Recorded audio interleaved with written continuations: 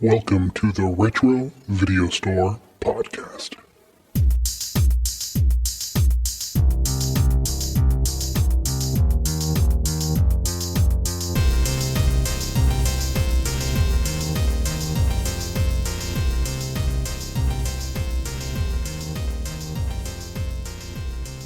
Welcome, everyone, to the Retro Video Store Podcast. I'm your host, Eric. Hello, Eric. Is that Gandalf? I am Neil the White. Neil the White. And I say that unironically, says, as you can see my complexion. There are an array of colors of Mithrandians. We will call you Eric the Brown. Like Radagast the Brown from The Hobbit? Yes. And we will call him Dave the Green because of weed.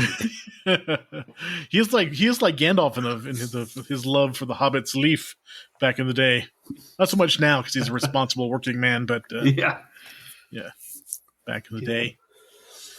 So Fantasy February trudges on, and we're actually doing a really big movie this week. We're talking about The Lord of the Rings, The Fellowship of the Ring from 2001. And David, what did you call it before we started recording? Some total nerd shit. Total nerd shit. Okay. If I remember correctly. Yes. So yes, total nerd shit according to David. I really like it. I think it's a really good movie. Neil, where do you stand? I liked it. It was a hell of a book to tackle. Mm-hmm. Yeah, we have. I read the books. Well, wait. Let's do what we always do. Let's before we get into this, because I watched a lot of shit this week to talk about. So let's go ahead and do that. Okay. Let's do what we always do. Neil, what did you watch this week? I watched Dread on Netflix. What'd you think? That was fun. Yeah, I love good movie. The slow motion guys getting shot in the face. It's never going to get old. Or people falling, and there's like a glass where the camera is and getting squished. And yeah. And then we got Paramount. We subscribed to Paramount Plus, and I watched a epic amount of old Beavis and Butthead cartoons. Nice. I'm sitting there laughing my head off, and my son is just thinking like this is the worst thing ever. Then after like two of them, he kind of got into the groove of what is Beavis and Butthead, and he started laughing too. So that was fun. And then my wife wanted to go see Lisa Frankenstein, so we headed off to the theaters on Super Bowl Sunday. Oddly enough, not that many people at the theaters. It was glorious. We had the whole place to ourselves. Like you 20 in the Bay Area, so there's probably nobody in the theater. Yeah, dude, it was like 20 theaters, and we're looking around, and like we're the only people in line, and there's like a lot of miserable people like serving popcorn, all pissed off. But anyway, yeah, watched Lisa Frankenstein, and tons of Beavis and Butthead. How was Lisa Frankenstein? Lisa Frankenstein was interesting. It was definitely a weird movie. It had kind of a Edward Scissorhands, Heathers, gothy vibe kind of going on. It was definitely different. Mm-hmm. Would I see it again? No. Was I entertained at points? Yes. There's a scene where a dude gets his junk cut off. Not laughed that hard in a movie theater in quite a long time because you saw that one coming. Boom. Hold on. Here's the drums. Thank you. There we go. Cool. All right. David, how about you? What did you watch this week? I actually got out and I went to the movie theater and I watched Poor Things. Oh, really? Stone. How is that with Emma Stone? It's fucking crazy. Yeah, it is a weird movie. And if you've seen I think Killing of the Sacred Deer or something like that, and something else, same director, it is just really, really weird. And if I didn't think who's the Green Goblin in the original Spider-Man? Willem Dafoe. Yeah, I didn't think Willem Dafoe could get any more odd looking until I watched this movie and the prosthetics that he was wearing on his face all cut up and scarred. And it is very, very weird, but I enjoyed it. Cool. It's getting good reviews. Yeah, it's crazy. I wish that I was not an adult working, and I could take on whatever leaf Gandalf likes to take on and watch it, because it would have been very entertaining in that aspect. Nice. That's it. Eric, what did you watch? I watched Godzilla Tokyo SOS, which was really good. It's the sequel to Against Mechagodzilla, part of the Millennium Godzilla series in the 2000s. It came out before Godzilla Final Wars, so it's a newer Godzilla movie. It's really good. Really good Godzilla action. Good man in suit, augmented with CGI. Mechagodzilla is like using the bones of the original Godzilla to make the Mechagodzilla suit that's run by the government. And Mothra is in it, and it's really good. It's on the Pluto TV. You can watch it on demand if you would like to watch it. And I watched part of Godzilla, Mothra, King Ghidorah, Giant Monsters All Out Attack.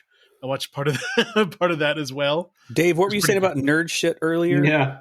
Okay. Yeah, I'm just letting it go. I'm just sitting here and letting the nerd come out. I watched part of The Water Boy the other day as well. Made me laugh.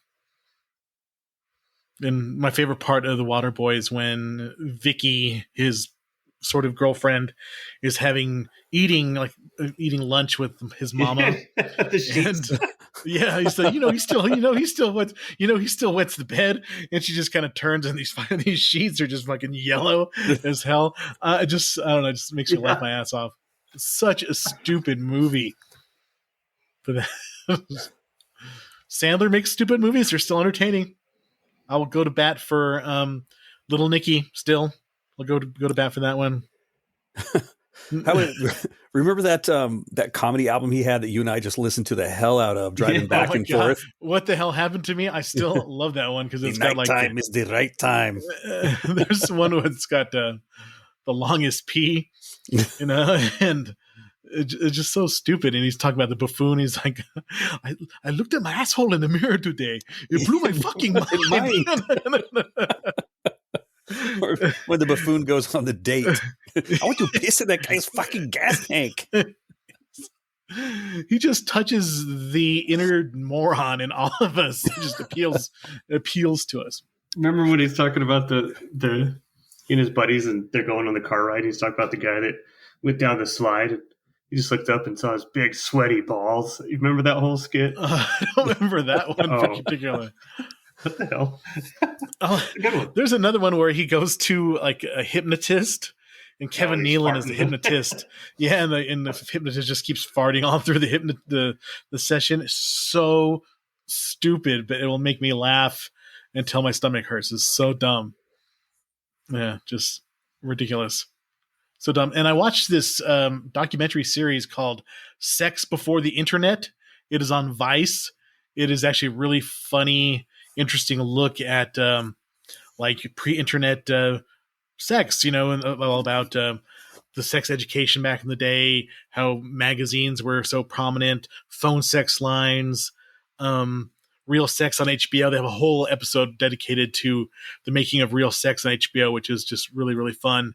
And yeah, check it out on Vice if you don't have it. I think it's also on Hulu.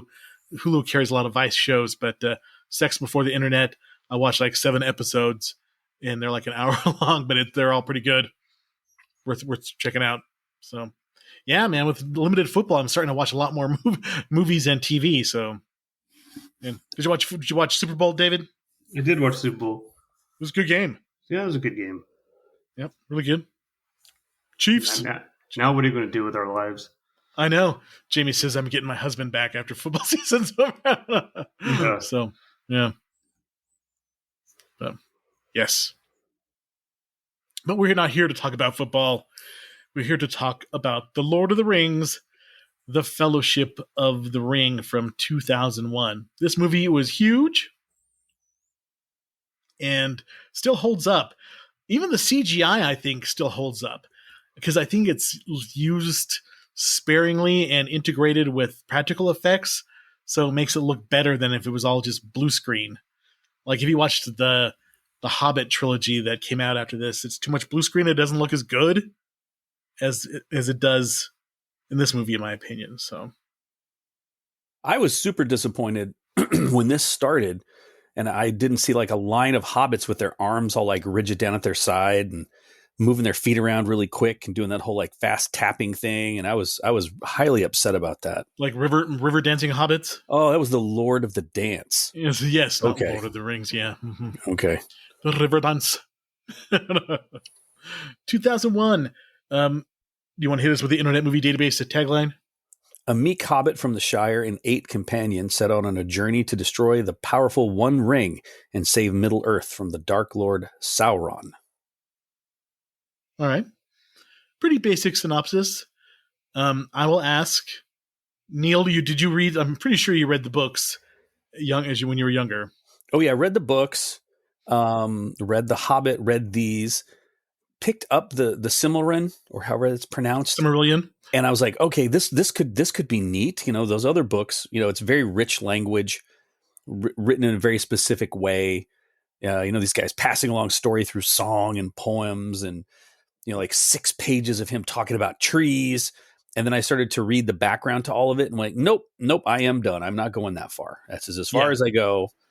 Read the story. Thank you and good night. Yes, David, did you read these books as a kid? No, I had a limit to my. I had a limit to my level of nerd. And I said before, the reason why that is because there's no pictures in these books. Right, exactly. I did read The Hobbit way before I read The Lord of the Rings, and I enjoyed The Hobbit quite a bit. And there was that 70s Rankin and Bass Hobbit animated show as kids that we remember watching quite a bit. They had like who was the name of the director? John Huston was the voice of Gandalf and the narrator, and he had a really cool voice, and it was a cool way to hear it. And there was an animated Lord of the Rings movie done by Ralph Bashki, which is just total shit. It is all done with like rotoscoped. Yeah, the rotoscope animation. is horrible. Yeah. I will say the goblins in that original one effed me up as a kid, because when that was on, I think it was on, was it CBS that was on? Yeah, CBS would show it, yeah. It was on late one night, and those guys looking like satanic bullfrogs with their mouths open really wide. And I'm like, nope, I'm checking out. Not watching this, Mom and Dad. Sorry.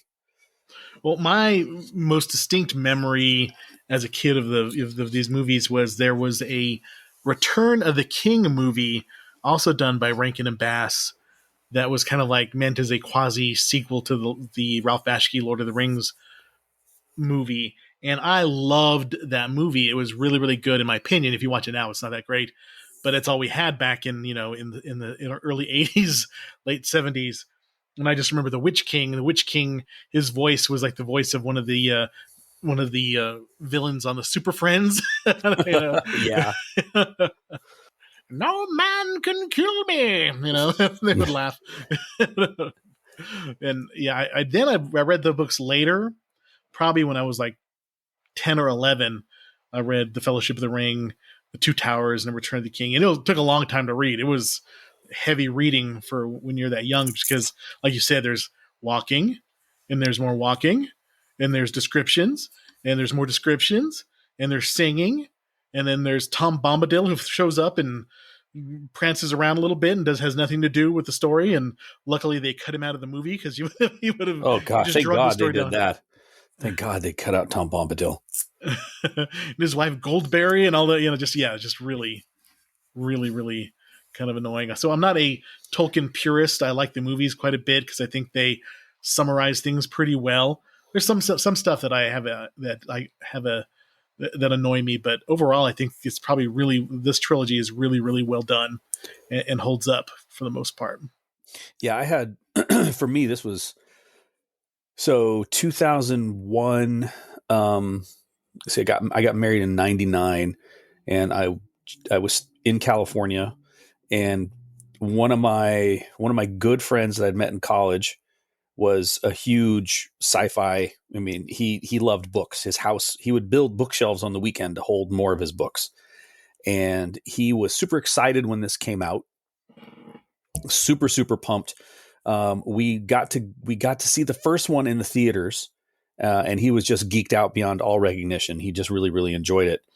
And then he passed before we could see the final two when those came out.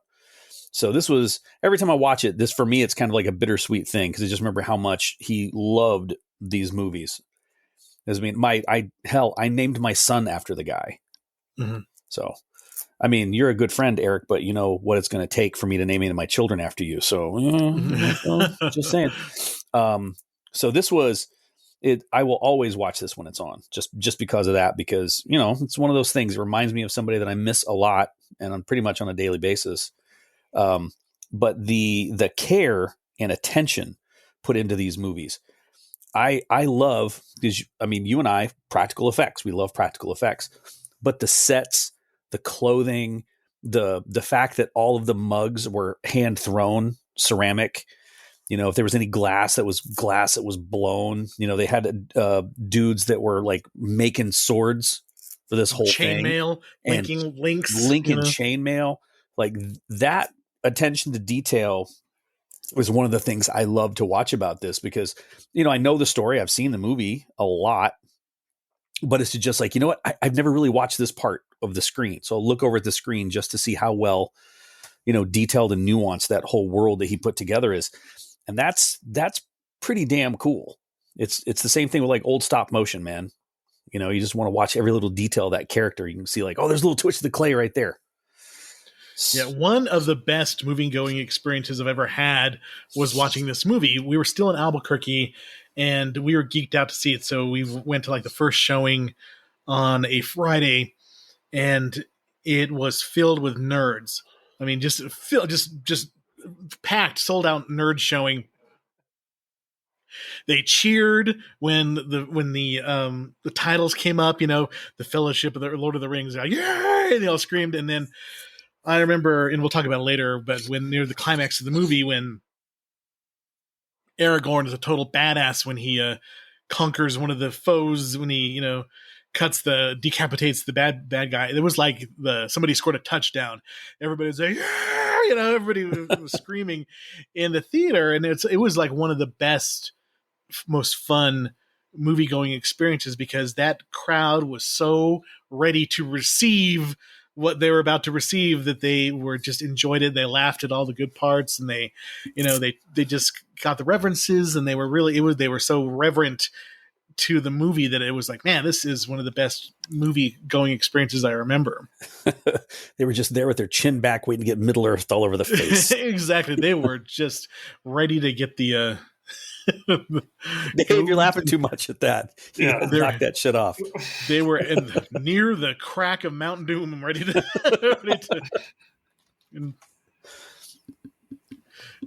So, David, you were working at the theaters when this movie came out, correct? yeah. This makes me think of like 3 hours of LARPing, just watching that nerd shit go on. But I do have a pretty interesting story about how I ruined a lot of people's lives that night. So I was part of the, what's it called, public relations at the time too. And so we'd set up the meetings with the radio station, say, you're going to play this trailer on your station because it's going to reach that demographic or whatever. But Lord of the Rings, we stepped it up and we did this big thing. I think a week prior, we had set up all these shops. So like the sword shop in the mall. If you guys remember, there was a sword shop in the mall. Yeah. They gave away a sword from the movie. We had movie posters framed. We actually had a ring made up and all this stuff. And so the radio station that we had that was our primary advertiser would set up these things where you could come and buy these raffle tickets. Was it like Crown FM or 95 Quick? One of those two, yeah. And so they would buy the raffles, and then what we did was we had the midnight showing. And so we had it showing on 4 screens at midnight, and then we were going to draw the raffle tickets in the lobby of the movie theater. So you had people dressed up. I mean, you just had LARPing and nerd shit going on. Popcorn and nerds. They're soda pop and they're nerds. And then, you know, you'd pull it out and be like, ticket, whatever. And someone was like, won the ring, and someone would get the sword. We didn't let him have the sword in the movie. They got their picture. It was great. Loaded up the theaters. And what we did was, usually you could run one reel, and that's before, you know, that's at the time we actually had a reels. And so you could run it from one projector and it would go to the next projector. And it was off this pulley system on the ceiling. And so you could run one print on 2 screens. And obviously there would be a delay, if that makes sense. So like and then, 20-minute delay from the start to the other, because the first one of the reels starts like 20, 30 minutes or something? No, by the time you had 2 that were fairly close, you had about a 10-second, 15-second delay as it went through all the loops, ran across the ceiling, went down. But we had 2 prints, and the wise brains of the company decided we're going to run 1 print over 4 screens. And so that meant it's going to loop through 1 projector. It's got to go up the ceiling down to another, and it's got to go all the way down. So I had never done that many, and I knew that was like, this is going to be a problem. But we get it going. The nerds all get their shit in the lobby. We get them all in the theater. We start it, and the movie is going fantastic. And 30 minutes to the ending, the reel started getting really tight. I'm watching up on the ceiling, and it pulled off one of the pulleys. And the tape just between screens 1 and 2 was fine. 3 and 4, tape just went everywhere. And so they couldn't finish the movie. So the other was just sprinting. Now I had the whole movie shooting on the floor of the movie theater projection booth. And if you ever seen like a 3-hour movie, that's a lot of tape just all over the place. Miles of it was a mess. And so we ended up having to refund because it shut down. What it did was it did pull this trigger all the way to screen 1, shut down screen 1 10 minutes before the movie ended. And so nobody got to finish the movie that night. So if you think you had 3 or 4 sold out auditoriums of nerds at 2:00 in the morning, all pissed off because they couldn't watch to see if Frodo or Bilbo survived, they all came out, and I had to sign every single the ticket that they could come back and watch it again for free, or they don't have to pay again. So I sat in that lobby and just signed ticket after ticket after ticket, and then I had to go. Oh, no. And that took an hour or so, and then I had to go upstairs, and I had to. And the weird thing about movie theater tape is you don't mess with it. The second it's on the ground, you can literally wind it up. As long as you don't touch the tape, it'll go right back onto the thing, but you cannot power it. So I had to hand wind Lord of the Rings, Fellowship of the Ring onto the thing, and I got home at 6:00 in the morning. Oh my God. Yeah, and then had to go back to work later that day, and got my ass chewed out by the manager. And I'm like, dude, I told you guys I was going to go over 4 screens, and they threatened to fire me. And it turned into a big deal, and I thought I was going to lose my job over this nerd shit. So every time we think of this movie, I just think of that stressful night and how many angry people I had glaring at me like, you son of a bitch. Like, and if I remember correctly, the people of Farmington, New Mexico are very forgiving when something like that happens. Yeah, exactly. So I didn't even, it was so, 6:00 in the morning, I couldn't even go home and smoke weed to think about like what had just happened. I just went to bed. And so this is literally the only, I've not seen 2 or 3 or any of the other movies.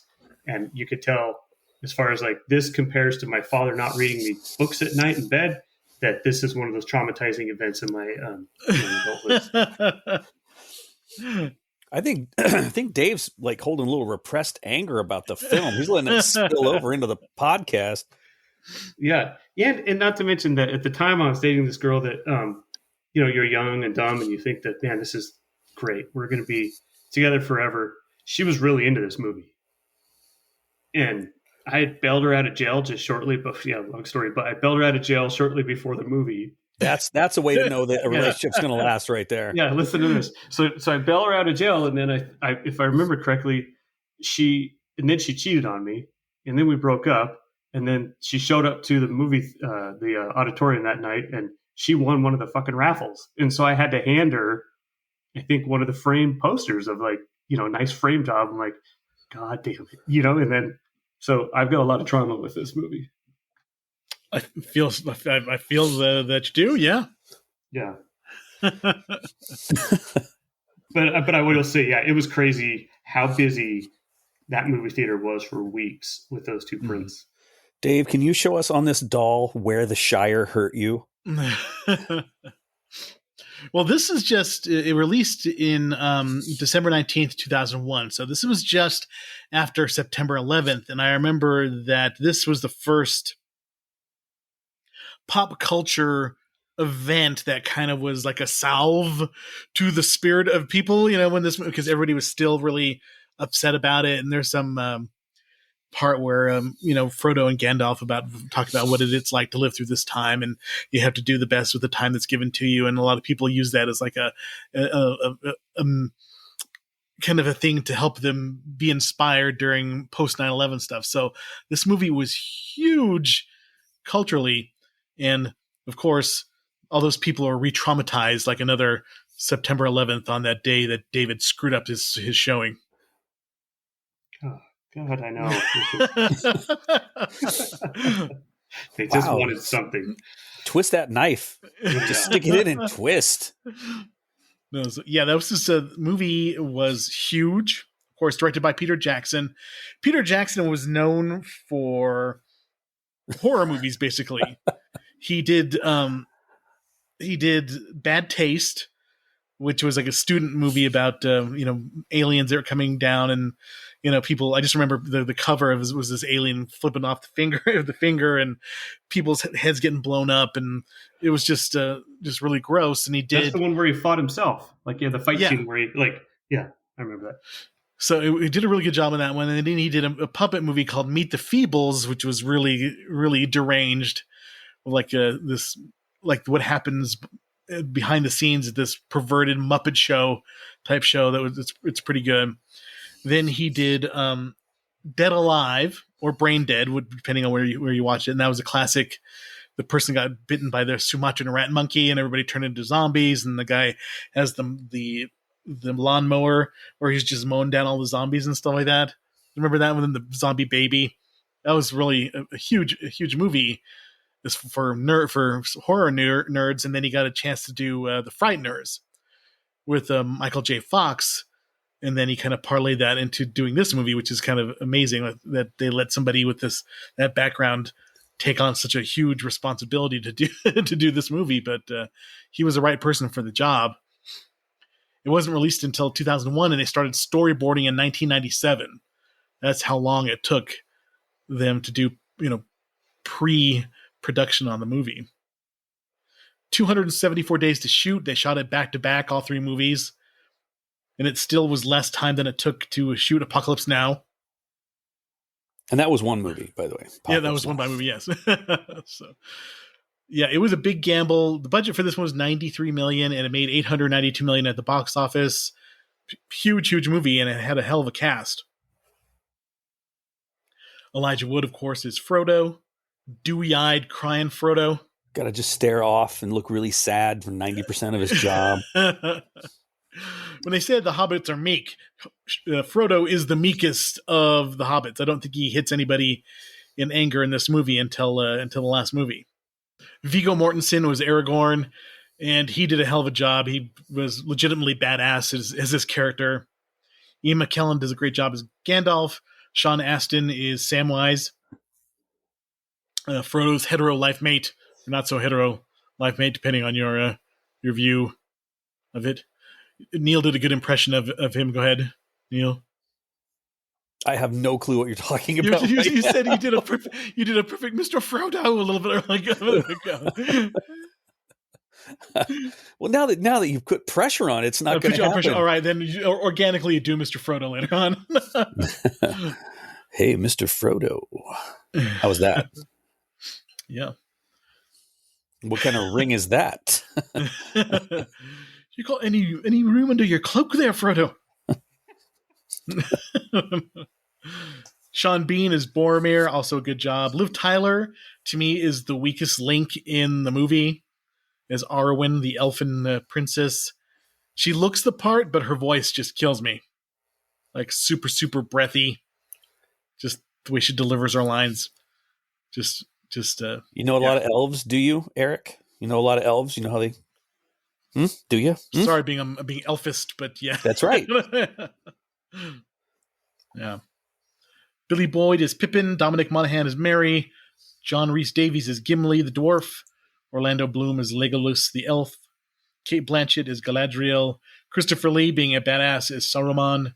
Hugo Weaving is Elrond. I just kept waiting for him to say Mr. Anderson. Andy Serkis is Gollum. He did a great job as well. He's pretty much the motion capture guru. Yeah.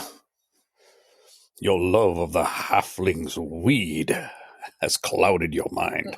God. That guy could read the ingredients off a box of crackers and would make it sound ominous.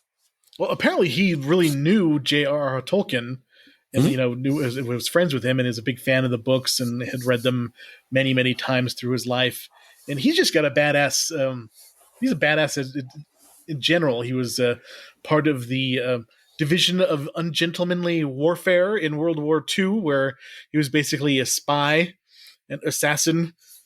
And then he was the Ian Fleming's kind of inspiration for James Bond. He was Dracula.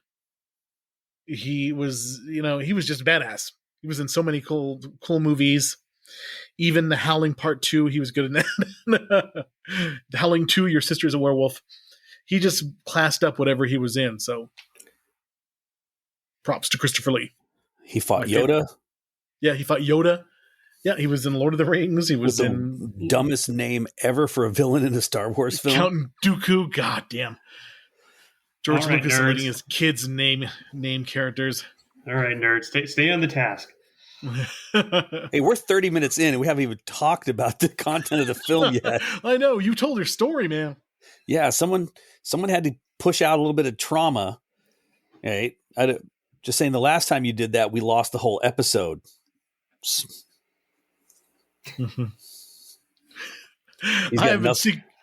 I've been secretly laughing about your dad reading you stories all week. It has brought me much joy. Yeah, I can't imagine him being like, well, for tonight's or this week's story, I'm going to read you Lord of the Rings. Pulls up, puts his assholes out. All right, here we go. He's like, God damn it! In a hole in the ground, there lived a hobbit. All right. A long time ago, there was a boy who whined like a little bitch about wanting a story. Yeah, and the goblin ate him. The end. Go to bed. Yeah, now go to bed. Don't you know? Got a lot of Louis L'Amour to read. Do you want to hit us with a critical consensus, Neil? It's pretty lengthy. It is. Yes, it is. Just weird hearing you say the word lengthy. Rotten Tomatoes.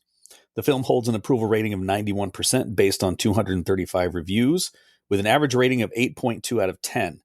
The website's critics' consensus reads, full of eye-popping special effects and featuring a pitch-perfect cast, The Lord of the Rings, The Fellowship of the Ring brings J.R.R. Tolkien's classic to vivid life. Metacritic, which uses a weighted average, assigned the film a score of 92 out of 100 based on 34 critics, indicating universal acclaim. Audiences polled by CinemaScore. What was the other term that Dave would want to use for audiences that watch this movie? LARPers. There we go. Nerds. They gave it an A- to an A+, citing specifically technical difficulties at theaters in Farmington, New Mexico. Colin Kennedy for Empire gave the film 5 stars out of 5, writing, brooking no argument, history should quickly regard Peter Jackson's The Fellowship of the Rings as the first installment of the best fantasy epic in motion picture history. Putting formula blockbusters to shame, Fellowship is impeccably cast and constructed with both care and passion. This is a labor of love that never feels labored. Emotional range and character depth ultimately takes us beyond genre limitations. Roger Ebert of the Chicago... Okay, let's talk about genre limitations. This invented pretty much that genre. Yeah, totally. And then all the movies people are making these are people that were affected by Lord of the Rings and the whole, epic quest and all of this other stuff. So yeah, give old JRR there his due. Roger Ebert of the Chicago Sun-Times gave the film 3 out of 4 stars, and stating that while it is not a true visualization of Tolkien's Middle-earth, which how the hell could you ever do that, it is a work for and of our times. It will be embraced, I suspect, by many Tolkien fans and will take on aspects of a cult. It is a candidate for many Oscars. It is an awesome production in its daring and breadth, and there are small touches that are just right.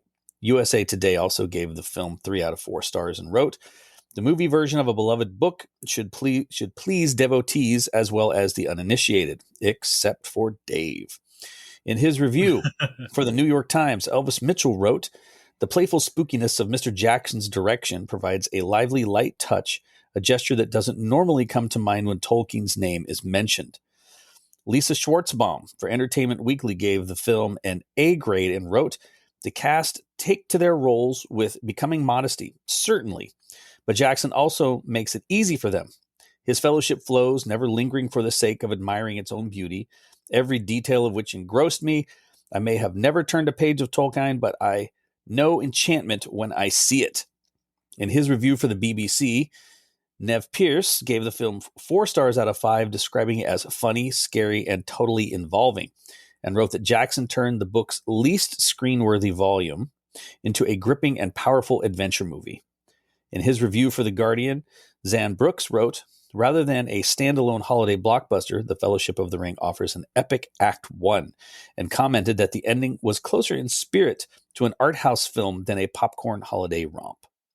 In his review for the New York Post, Lou Limenick gave the film 4 stars out of 4, praising Jackson's directing, the casting, the sets, and the score, describing the film as the 3 most exciting hours we've seen on a movie screen in years, and easily one of the year's best movies. In her review for the Washington Post, Rita Kempley gave the film 5 stars out of 5 and praised the cast. In particular, Mortensen as Strider, or Aragorn, son of Arathorn, is a revelation, not to mention downright gorgeous. I think right there we can already tell she's going to be a little biased with this. A lot of ladies love Aragorn, that's for sure. They want to see his Arathorn. Because they're thinking to themselves, man, if only I could meet someone who was descendant of the Dunedain and Endine as well. People that were throne of Gondor. People that were transformed after accepting the reward of Numenor for their aid against Morgoth in the First Age. Okay, thank you. God, I didn't memorize all that shit to have you cut me off. God damn it. And McKellen carrying the burden of thousands of years worth of the fight against evil is positively Merlin-esque. Time Magazine's Richard Corliss praised Jackson's work. His movie achieves what the best fairy tales do, the creation of an alternate world, plausible and pervasive, where the young, and not only the young, can lose themselves and perhaps in identifying with the little hobbit that could find their better selves. The creation of an alternative world. But did Jackson do that, or did Tolkien do that? Sorry, that's a conversation for another day. In his review for The Village Voice, Jay Hoberman wrote, Peter Jackson's adaptation is certainly successful on its own terms. Rolling Stone Magazine's Peter Travers wrote, it's emotion that makes Fellowship stick hard in the memory. Jackson deserves to revel in his success. He's made a 3-hour film that leaves you wanting more, because you've probably read the other books and you know that that's not all. A mixed review was written by Peter Bradshaw, writing for The Guardian. He lauded the art direction and the visual look of the film, but he also commented there is a strange paucity, which I've never heard this word before, of plot complication and absence of anything unfolding. All the more disconcerting because of the clotted and indigestible mythic backstory, and we have to wade through before anything happens at all. He's not much of a reader, this Peter Bradshaw. Overall, Bradshaw found the tone of the film too serious and self-important, and wrote, signing up to the movie's whole hobbyish, elfish universe requires a leap of faith. It's a leap I didn't feel much like making. And with 2 more movie episodes like this one on the way, the credibility gap looks wider than ever. There's this thing on... Say it. There's this thing on on X or on Twitter. It's called Cold Takes, where they take a opinion from like a sportscaster that is completely wrong and just replay it to show him how wrong it is. You could put this guy's opinion on Cold Takes. This movie is celebrated and beloved, and yeah, his take is cold as shit. Well, it's funny. It's like, how would you expect to translate the book? That's what the book is. Mm-hmm. You said paucity, right? Did you look it up? Scarcity of information. Yeah, the presence of something only in small or insufficient quantities or amounts. Scarcity. Which has nothing to do... I wouldn't think like any small or insufficient has nothing to do with this movie, especially in small, insufficient quantities. I know, the first 9 minutes are all exposition, so there's not really a paucity of information. It's like it hits you right out of the gate with a 9-minute, that is history of everything that's going on. That's 1 minute per ring. Jonathan Rosenbaum was also less positive about the Fellowship of the Ring in his review for Chicago Reader. He granted that the film was full of scenic splendors with a fine sense of scale, but he commented that its narrative thrust seemed relatively pro forma, and that he found the battle scenes boring. Yes. Another F bad those take. guys. Yeah. F those guys. So I love a nice home theater speaker system, and I love the subwoofer. This is a movie that you show off if you want people to say, look at this 4K Blu-ray with the 7.1, Dolby mix, because the beginning of this movie is fucking awesome. The prologue with the in the battle at the with the battle from Mordor at the foot of Mount Doom, and when Sauron gets the ring cut off his finger, and then that loud explosion, that sound. It just, if you want to impress people with your surround system, this is the one to go to. Where's Mount Doom? At the foot of it's in Mordor, right? Mordor. I would have followed you all the way to Mordor. Yeah, to me, it's one of the best intros of any movie ever. It's got that 9 minutes of just introducing you to Middle Earth, and you see that attention to detail and just what you want to see. You want to see gigantic battles with thousands and thousands of soldiers, and that of enemies and soldiers, and you definitely get that right at the beginning. You're like, oh shit, this is what we're going to lead up to, another epic fight like this. And so I think the first 9 minutes are amazing. In fact, sometimes if it's on, I'll just watch the first 9 minutes and go, okay, that's sad. I'm satisfied. It's on HBO all the time lately, so I always wind up catching the first 20 minutes or so and then moving on and checking out the rest later. But yeah, that exposition scene at the beginning is amazing. Just gonna nod. Keep going. You're doing great. Yeah. I do love Sauron. Sauron is a little overpowered. He's standing in front of the army, and he's just wailing away with his mace, and there's just like 30 dudes just flying in the air every time he swings it. It's fucking awesome. Amazing.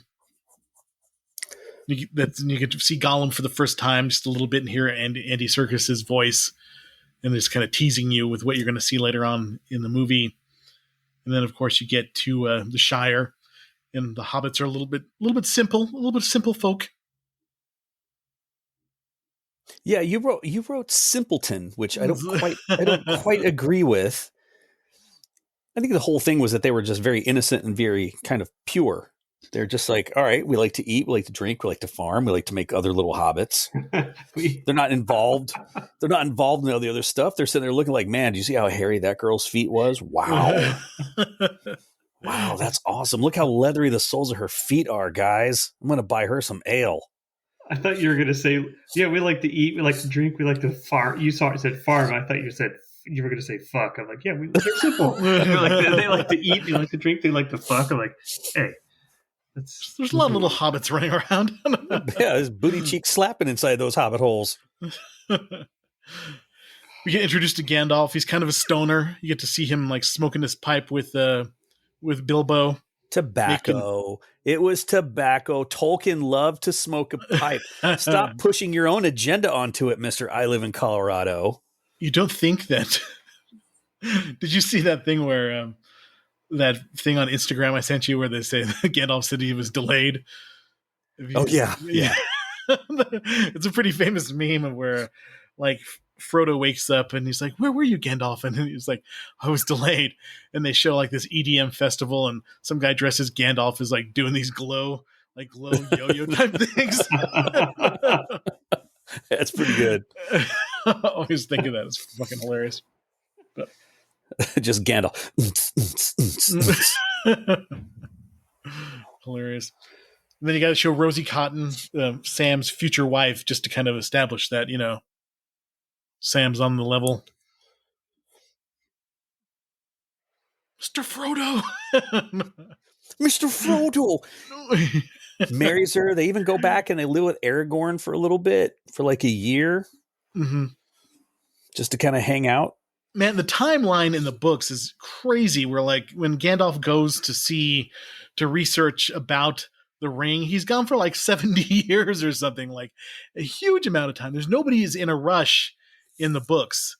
Everything goes on forever. Like Gollum has the ring for 500 years.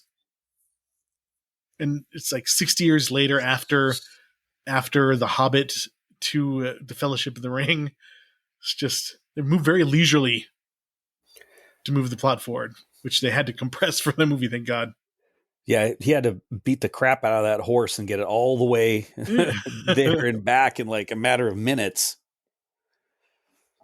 I thought the Black Riders were really cool looking, just scary and awesome. Just a really good like villain moving the plot forward, making everybody have to get to take the ring out of the Shire. And that scene where they're like hiding from him in the tree stump was always really cool. Of course, Frodo gets tempted to put the ring on a bunch of times. And starts tripping balls and his eyes roll back in his head. What's wrong, Mr. Frodo? So, David, I know you said you didn't watch all of this. How far did you get into the movie? I got through it. You got through it? Yeah. Yeah. Any parts that stuck out to you? There was the I don't remember what they were, but the big guy, big monster thing or whatever, kind of the bald head. The orc? Like the cave troll? The cave troll? Sure. The cave troll. Yeah, whatever. That was a fun scene. When they were in Moria, when they were underground fighting. Sure. And then, yeah, it's like... Sure. Is that trying to provide some context. And Dave's like, we'll talk about the fucking thing. Yeah, so as I was scrolling through, I just saw that, like, all these people flying around. I'm like, hold on, let me watch this scene. And then, so I watched that. I do remember the end battle scene. Like, towards the end there, they were all on a bunch of horses. It was intimidating. They had red paint on their faces. Or white, one of those. Yes, something like that. The White Hand of Saruman. White Hand of Saruman. Yes, that's right. How could I have? That's what happens when you breed a goblin and an orc. I want to know how that worked, breeding a goblin and an orc, because you only ever see the males. Yeah, I wonder how they did that. Yeah, it's just they're just popping them out of the ground, the Uruk-hai. Yeah, no, it was good. It was great. He had a great time. Can't wait for more.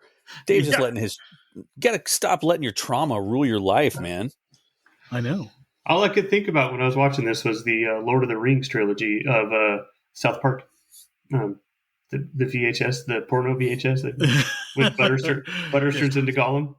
Yes, Return to the Two Towers or whatever to the video store. Yeah, which trilogy was better? And that's where that's why I have Harry Potter, because remember when the kids they're going to return the videotape and they see the other kids playing and they're like, "What are you guys playing?" And they're like, "We're playing Harry Potter" or something like that in their nerd voice. And Cartman calls them a name and they laugh and walk off.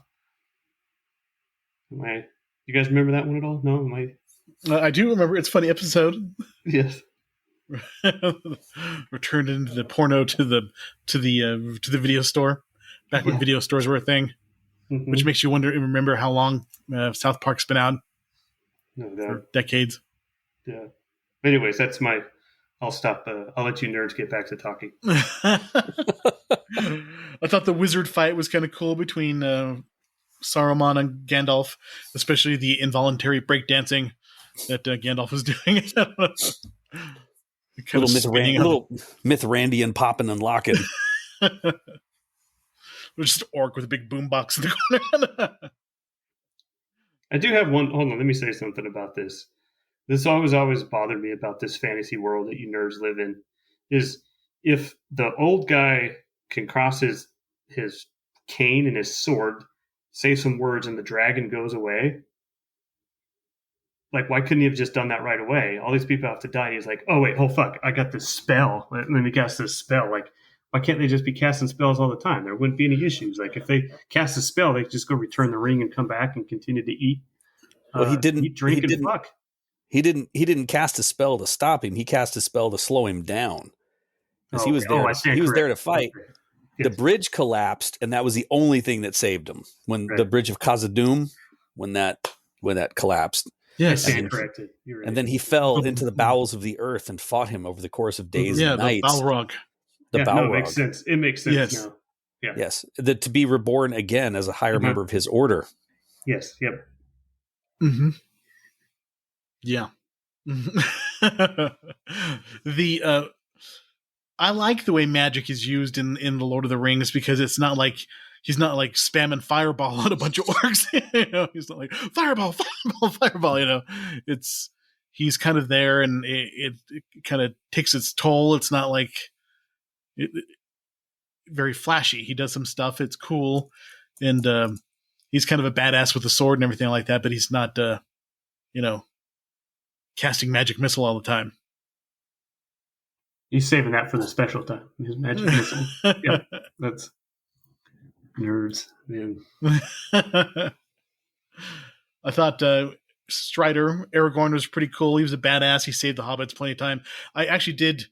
How many times does Frodo almost die in the entire trilogy? He's almost always close to dying. Gets stabbed by a ring wraith and has to get saved by the Elrond in Rivendell with the elvish medicine. Otherwise, he would turn into a wraith himself. I fear this is a wound that will never heal, that he will carry with him for the rest of his days. Because he was stabbed with a Morgul blade. This is true. By the Witch King of Angmar. Yep.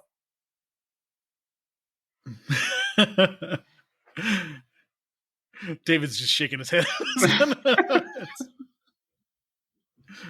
It's not that nerdy, man. Keep going. I'm enjoying this. This is like, this is what I imagine you two's like car rides when you were younger together. Just all this weird nerd shit, and you're like, you can't cast a spell and then go down and battle him for 7 days and then come back. Fucking nerds. Well, this is a gateway drug to D&D. Reading the Lord of the Rings and stuff like that. That's just that's a pipeline to role playing games. I just have a quick question though. while Dave is shit talking right now, who did you wake up next to this morning, Eric? My wife. Your wife, a woman. You woke up next to a woman. Yeah. Uh-huh. I woke up this morning next to my wife, a woman as well. Hey, Dave, who'd you wake up with this morning? My imagination. That can be any woman he wants. So nerds can score. Yeah, you guys are so successful. You guys are at least at one time. You guys are successful nerds. No, yes. Hey, did I tell you that we were on standby years ago on a fire that we got flown into up on this ridge, and one of the guys had service and he had a D&D app. And so you could create your characters. And so we created characters by just giving a number. He'd say, okay, 1 through 6, whatever. At the end, he would tell you your character. And somehow I created a homeless wizard with a bag of sand that did nothing. I'm like, why the fuck is that even an option? So when I went to go have my showdown with one of the guys on the crew, we're like, okay, your character versus mine. And I had no idea. And so I would say, what do I do next? And the kid, the nerd that had the app on his phone would play. And I say, well, use the bag of sand. He's like, it does nothing for you. So I kept saying, throw the bag of sand at him. It does nothing for you. I'm like, what's the fucking point, you nerds? And then that actually spread. And my crew, they were, a lot of them are D&D and Magic the Gathering and Harry Potter nerds. I mean, they're all into that shit. Tie that bag of sand to a rope and start winging that thing around your head and slap him upside the cranium. Use your imagination of how it can take advantage of you. You tell me how this isn't going to work. Boom. Yeah, so I woke up as a homeless wizard this morning. Woke up a homeless wizard with a bag of sand. So, well, there's that D&D Next, which is basically the ability the app that you can make characters and stuff through your, through the phone or your mobile device and stuff. So it helps with the character creation and stuff like that. Yeah. Yeah. It's good stuff, man. Neil, remember Gamma World and things like that? There's Top Secret, Gamma World. There was Marvel Superheroes. There were all these different types of different role-playing games that were similar to D&D by TSR. No, I remember all of those. I was just reading Gandalf's backstory. Sorry. I could go into that for Dave because I'm sure he would be fascinated by this. Yeah. Yeah. So the movie is awesome. I mean, it's a lot of chases, a lot of walking, I think once it really gets going, once the Council of Elrond happens, and then you finally get the Fellowship together with Legolas and Gimli and Boromir, and they're finally actually questing towards Mount Doom and all the shit they have to go through, and going through and fighting against Saruman's forces and the snow and the rain and all that kind of stuff, and then having to go through the mines of Moria, and that was always an awesome scene when they're fighting in the mines with the lots of decapitations and arrows and just all sorts of cool shit that you were dreamed of as a kid while reading the books. And mine, they call it a mine. Red meat on the bone. It's good stuff, David. Yeah, no, it is. I do, when Gandalf does die, there was a lot of tears, with hobbits crying, Frodo with his big, wet, blue eyes. Oh, Gandalf died? I must not have got that far in the movie. Or paid attention to that part. Yes, we were talking about how he makes the dragon go away with his sword and his staff. He does it. You shall not pass. One of the most memeable moments of any movie. And then the Balrog falls and takes him with him. So you think that Gandalf dies as he falls into nothingness, but in actuality, he's fighting the Balrog through all sorts of different terrain and hollow earth kind of stuff. You'll see that in the Two Towers, David, which you're all going to have to watch in a couple months when we watch when we do the next movie. David. The part with the Mirror of Galadriel, I thought kind of drug for me, when they get all their little hobbit get all the elf goodies, the light of Elendil and their hobbit cloaks and all that kind of stuff. When shit really gets real is when after Boromir gets tempted and Aragorn has to single-handedly kill about 100 orcs on his own with the help of course, with the Gimli and Legolas being a badass too. Yeah. But that was why they kept showing, and I don't know why the guy was talking about like not knowing what was going on, but that what men were tempted by it, elves were tempted by it. I think the only buddy that never expressed any real interest in it was the dwarves, because they just wanted to mine and get gold and gems. Yeah, that's true though. You never see Gimli want to get it. They're take it away from Frodo or get tempted by it. Yeah, that's true. Good observation, Neil. You're welcome. The Uruk-hai were pretty sweet with the white hand of Sauron on their heads and stuff. And that when Boromir gets shot with the arrow, you could have heard a pin drop in the theater. It was just like, holy shit.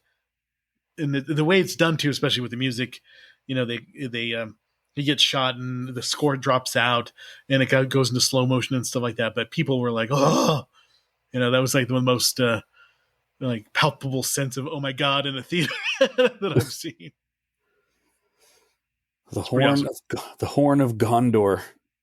The Horn of Gondor. He goes out like a boss though, kills about a couple of dozen orcs on his own before getting taken out.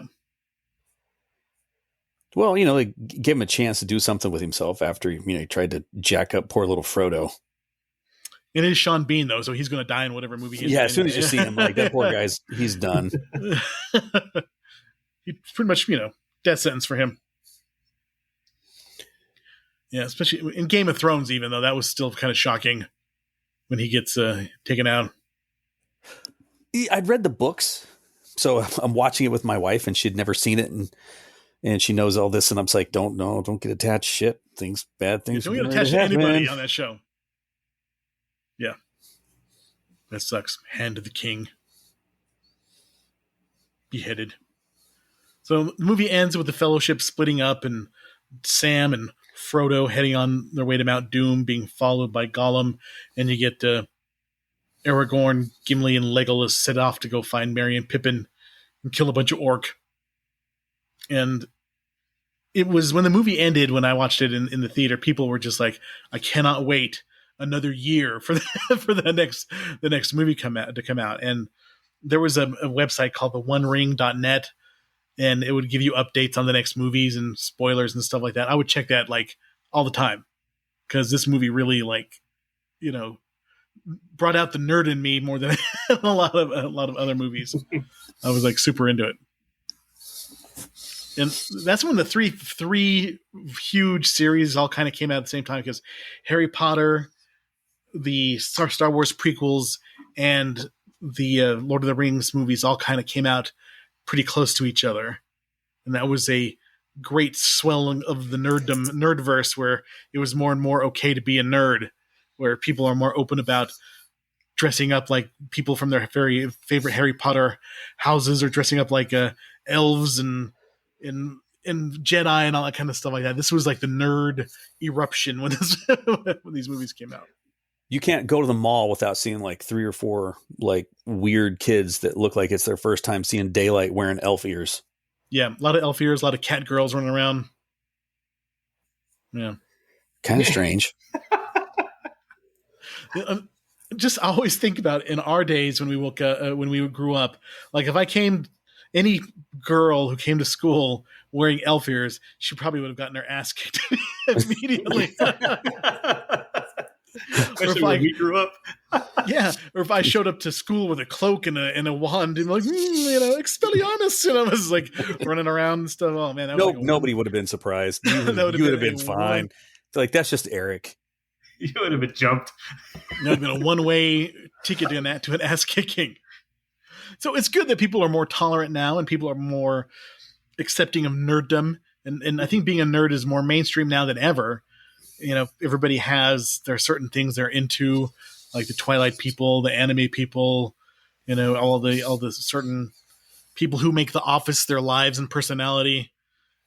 Stuff like that. There's just, everybody has a nerdy thing they're into.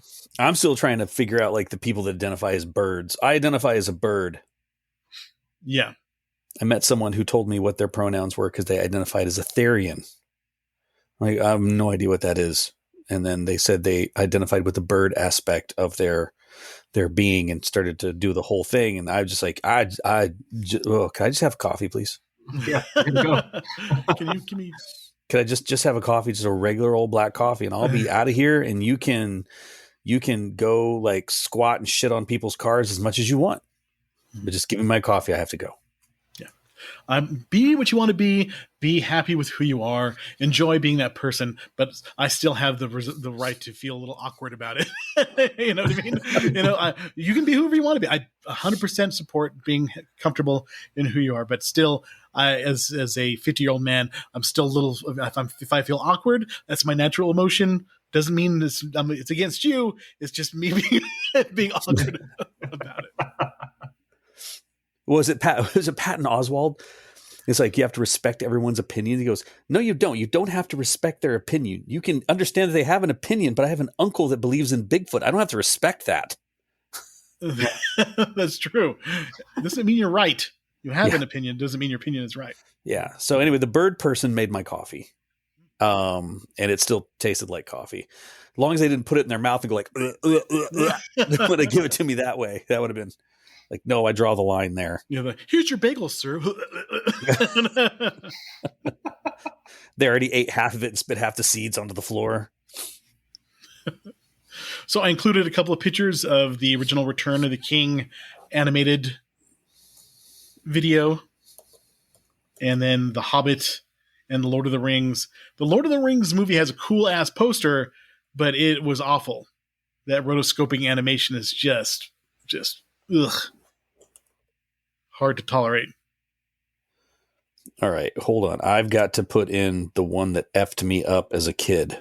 Hold on. Okay, is it going to have any nudity? That one. Look at it.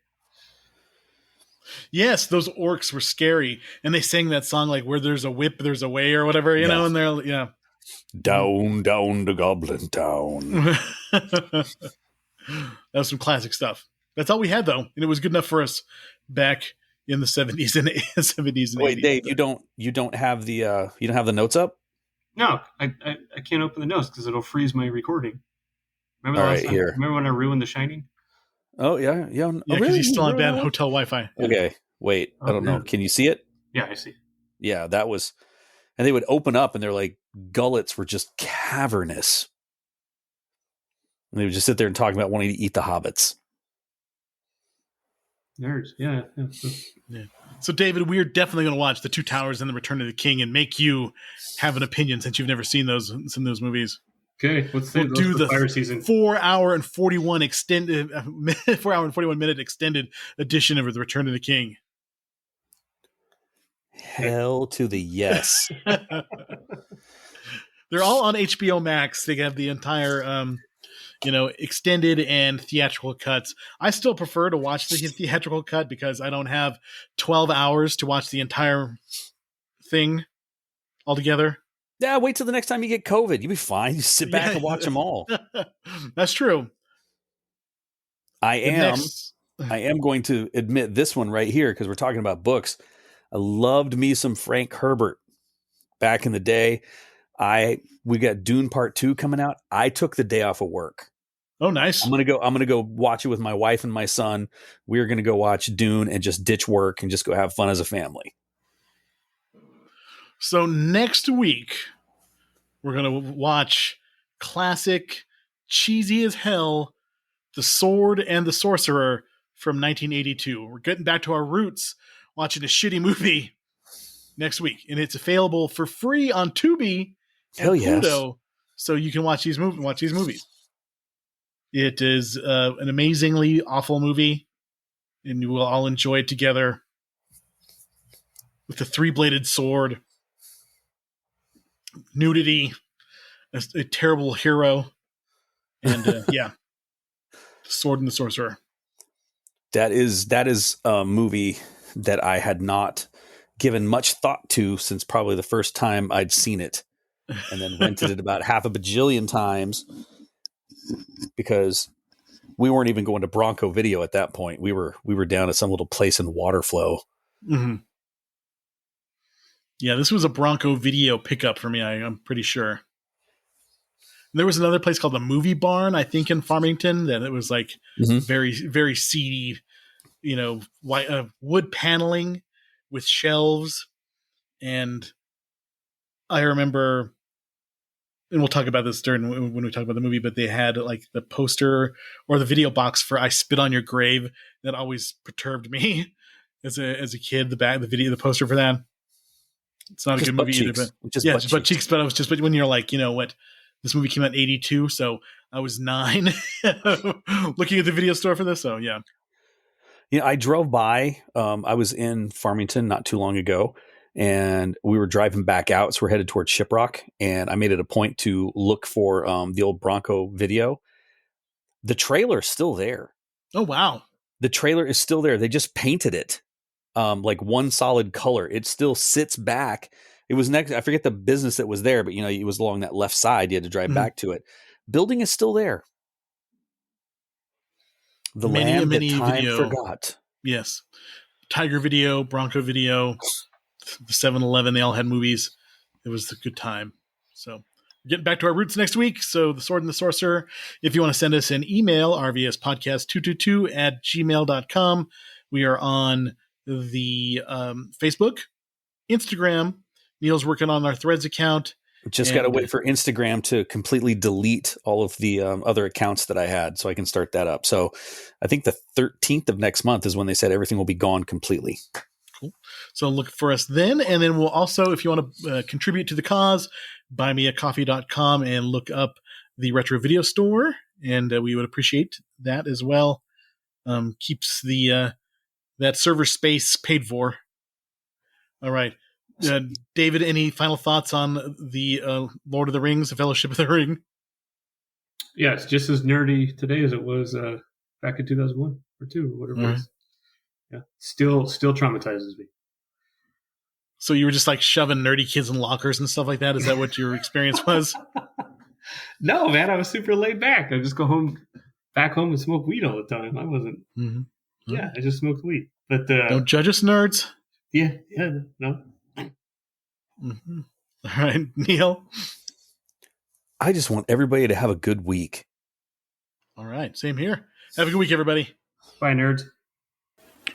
Thank you for listening to the Retro Video Store Podcast.